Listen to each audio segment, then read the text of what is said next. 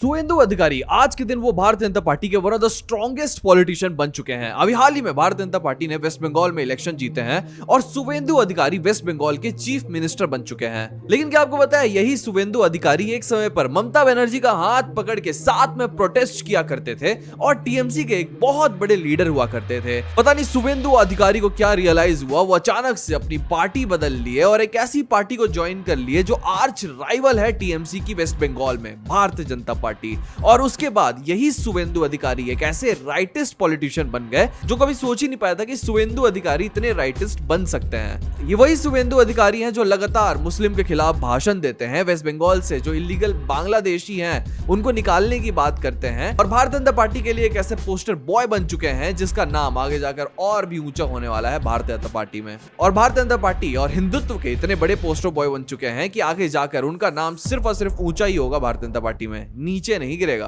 बहुत सारे लोगों को आज भी सुवेंदु अधिकारी के बारे में पता नहीं है। उनके ऊपर एक समय पे 26 क्रिमिनल केस हुआ करते थे जिसको कोर्ट ने रफ्फा दफ्फा कर दिया था जब वो भारतीय जनता पार्टी ज्वाइन किए थे। तो एक समय पे उनके ऊपर माओइस्ट लोगों के साथ काम करने के भी एलिगेशन लगे हैं, उनको आर्म्स सप्लाई करने के एलिगेशन लगे हैं और ऐसे कई सारे एलिगेशन एक ऐसे लीडर के ऊपर लगे हैं जो आज भारत के one of the most important state के चीफ मिनिस्टर हैं। तो आखिर ऐसा हुआ क्या, कैसे सुवेंदु अधिकारी इतने पावरफुल बने हैं, चलिए इस वीडियो में देखते हैं। वीडियो की शुरुआत करने से पहले आपको सुवेंदु अधिकारी के बारे में कुछ बात जाननी थोड़ी सी जरूरी है। सबसे पहले सुवेंदु अधिकारी एक जायंट स्लेयर के रूप में उभरे हैं इस इलेक्शन में। उन्होंने ममता बनर्जी को नंदीग्राम से हराया है। ये एक ऐसी सीट है जिससे पिछले बार भी उन्होंने ममता बनर्जी को हराया था। ये एक ऐसे राइवल्स हैं जो एक समय पर खुद हाथ पकड़ के चला करते थे और टीएमसी एक ऐसी पार्टी जो वेस्ट बंगाल को 15 साल तक रूल की है, उसको खड़ा करने में सुवेंदु अधिकारी का भी हाथ था। सुवेंदु अधिकारी उसी समय से एक लेफ्टिस्ट हुआ करते थे और लगातार भारतीय जनता पार्टी के खिलाफ भाषण दिया करते थे। यहां तक उन्होंने ये भी बोला है कि भारतीय जनता पार्टी को उनको निकालना है वेस्ट बंगाल से।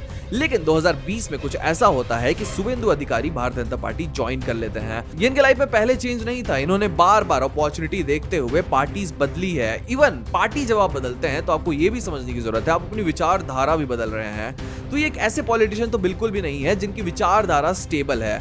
आज ये मुस्लिम्स के खिलाफ लगातार भाषण देते हैं, ये खुलेआम बोलते हैं कि मैं नंदीग्राम के हिंदुओं के लिए काम करूंगा, मैं उनके लिए काम नहीं करूंगा जो जिहादी हैं। ये लगातार मुस्लिमों को जिहादी बोलते हुए आए हैं और ये भी बोले हैं कि टीएमसी के जितने बड़े एमएलएस हैं मुसलमान, उन्हें भी वो निकाल फेंकेंगे अगर भारतीय जनता पार्टी इलेक्शन जीतती है वेस्ट बंगाल का। अब जब जीत चुकी है तो सुवेंदु अधिकारी के ऊपर सारे बेट्स हैं। बट इस इलेक्शन में हमने ये तो देख लिया है कि भारतीय जनता पार्टी अपने पीआर के थ्रू किसी को भी हिंदुत्व का एक आइडल बना सकती है, गुरु बना सकती है, एक चेहरा बना सकती है जिसको लाखों करोड़ों लोग फॉलो करेंगे। बीजेपी की पीआर तो बेस्ट है और वॉशिंग मशीन की बात तो बाद में करेंगे हम लोग। सुवेंदु अधिकारी का जन्म एक ऐसे राजनीतिक परिवार में हुआ था जिसका पहले से वेस्ट बंगाल में बहुत ज्यादा नाम था।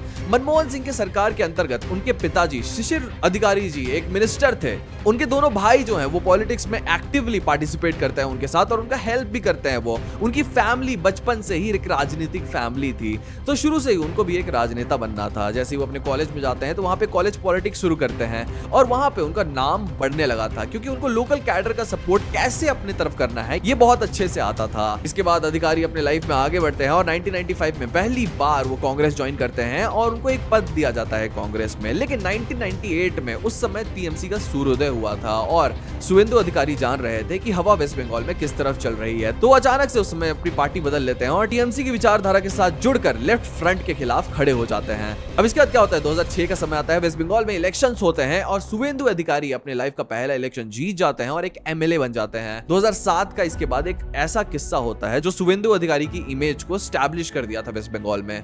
ये नंदीग्राम का प्रोटेस्ट था और SEZ प्रोटेस्ट था जिसको लीड कर रही थी ममता बनर्जी और इसी से कहीं ना कहीं टीएमसी मैप पे आई थी वेस्ट बंगाल के। Mamata Banerjee was leading, the face of the protest was Mamata Banerjee. But Suvendu Adhikari जितना भी लोकल कैडर था, जितना भी लोकल सपोर्ट था, उसको जुटाने में लगे रहते थे हमेशा। शुरुआत से ही वो टीएमसी के साथ भी थे और इस पूरे प्रोटेस्ट में सुवेंदु अधिकारी का एक बहुत बड़ा हाथ था।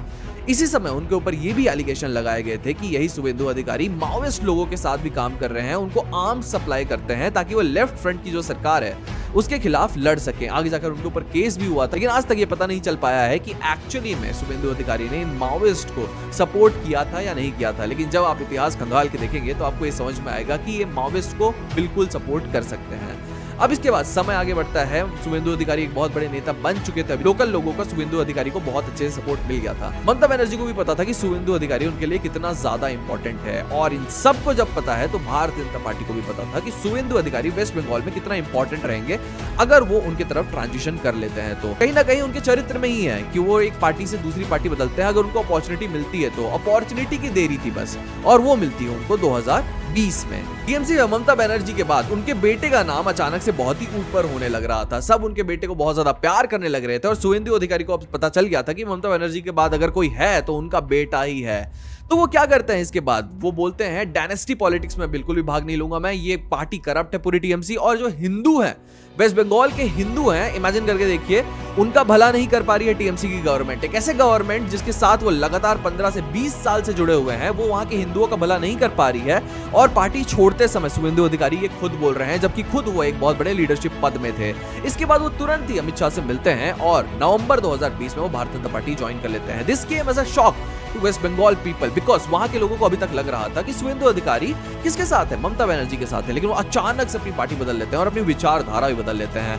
अब वो वेस्ट बंगाल के हिंदू से सिर्फ अपील करते हैं कि मुझे वोट करो, आप भारतीय जनता पार्टी को वोट करो, आप मुझे जिताओ, आप तब मैं जाकर आप लोगों का यानी कि हिंदुओं का भला करूंगा।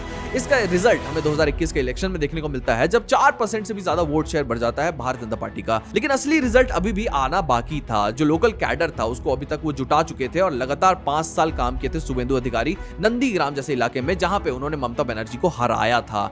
अब इसके बाद 2026 का इलेक्शन आता है, और भारतीय जनता पार्टी को बहुत अच्छे से पता था कि शुवेंदु अधिकारी के चेहरे से अच्छा कोई भी चेहरा वेस्ट बंगाल में नहीं होगा, बिकॉज सबको वेस्ट बंगाल में ममता बनर्जी ऐसा एक फिगर चाहिए था, एक ऑनेस्ट, एक रियल, एक ऑथेंटिक फिगर चाहिए था, एक स्ट्रीट फाइटर चाहिए था, और शुवेंदु अधिकारी से बेटर कोई था ही नहीं। क्योंकि सबसे पहले तो वो टीएमसी को बहुत अच्छे से जानते थे, कहां पे वो स्लो हैं, कहां पे वो लूज हैं, कहां पे कौन हार सकता है, कहां पे कौन जीत सकता है। शुवेंदु अधिकारी को ये सब अच्छे से पता था, क्योंकि शुवेंदु अधिकारी ये सब टीएमसी में किया करते थे। 2026 का जैसे ही इलेक्शन आता है, वोट्स में आप देख सकते हैं कि कैसे ये कन्वर्ट होता है, लेकिन वोट्स में कन्वर्ट करवाने के लिए इसी शुवेंदु अधिकारी ने अपनी पूरी इमेज ही बदल दी है। एक समय पे यही आदमी नरेंद्र मोदी को भी गाली दिया करता था, यही आदमी एक समय पे बोला करता था कि भारतीय जनता पार्टी को वेस्ट बंगाल से बाहर निकाल दो। आज वो भारतीय जनता पार्टी के साथ जुड़ गया है, सिर्फ और सिर्फ अपनी अपॉर्चुनिटी देखते हुए अपनी आइडियोलॉजी बदल दिया है, और लगातार सिर्फ हिंदुओं के लिए काम करूंगा, मुसलमानों को भगा दूंगा, मैं ये कर दूंगा, मैं वो कर दूंगा, मैं लगातार एंटी मुस्लिम भाषण दे रहा है ये बंदा शुवेंदु अधिकारी। क्या आपको पता है ये बंदा एक्चुअली में एक बार कैमरे पे पकड़ा गया है रिश्वत लेते हुए।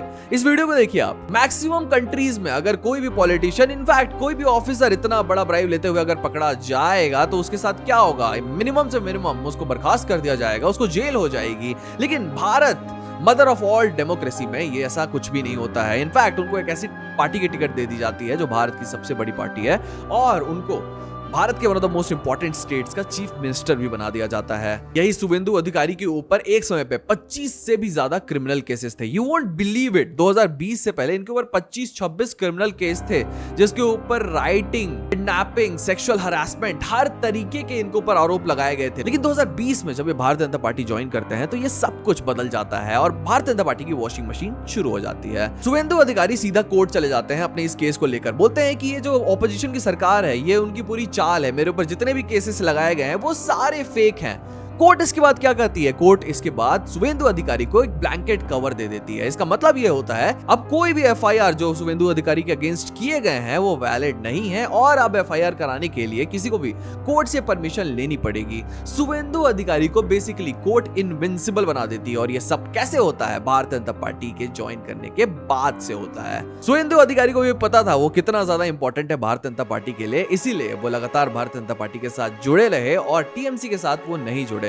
यही ममता बनर्जी के खिलाफ उन्होंने 7 साल लगातार कैंपेनिंग की है, और आज उसका रिजल्ट हमें देखने को मिल रहा है। लेकिन इट्स सैड टू से द लीस्ट कि भारतीय जनता पार्टी के पास इतने बड़े बड़े पॉलिटिशियन होने के बावजूद एक रिश्वतखोर को, एक एंटी मुस्लिम को, एक ऐसे देश में जहां हर कोई वेलकम है, वहां ऐसे बड़े बड़े पॉलिटिशियन उठते हैं, भाषण देते हैं एंटी मुस्लिम, और सारा वोट ले जाते हैं और एक स्टेट के चीफ मिनिस्टर बन जाते हैं। It's sad, somewhere it shows the reality of Indian politics. आप भी देख सकते हैं यही शुवेंदु अधिकारी आज हिमंता बिश्वा शर्मा के जैसा बन चुके हैं। उन्होंने भी आसाम में लगातार मुसलमानों के खिलाफ बयान देकर बहुत सारे वोट जुटाए हैं, और आज वही हिमंता बिश्वा शर्मा एक बार फिर से आसाम का इलेक्शन भी जीत चुके हैं। शुभेंदु अधिकारी कहीं ना कहीं इसी प्लेबुक को फॉलो करना चाह रहे हैं और एक बहुत बड़ा नेता बनना चाह रहे हैं। वेल, आगे क्या होता है, आप क्या सोचते हैं शुभेंदु अधिकारी के बारे में, हमें कमेंट सेक्शन में जरूर बताइएगा। और ऐसी वीडियोस हम बनाते रहते हैं, तो हमारे चैनल को सब्सक्राइब करके जाना मत भूलिएगा। आज की वीडियो इतना ही, मिलते हैं अगले वीडियो में।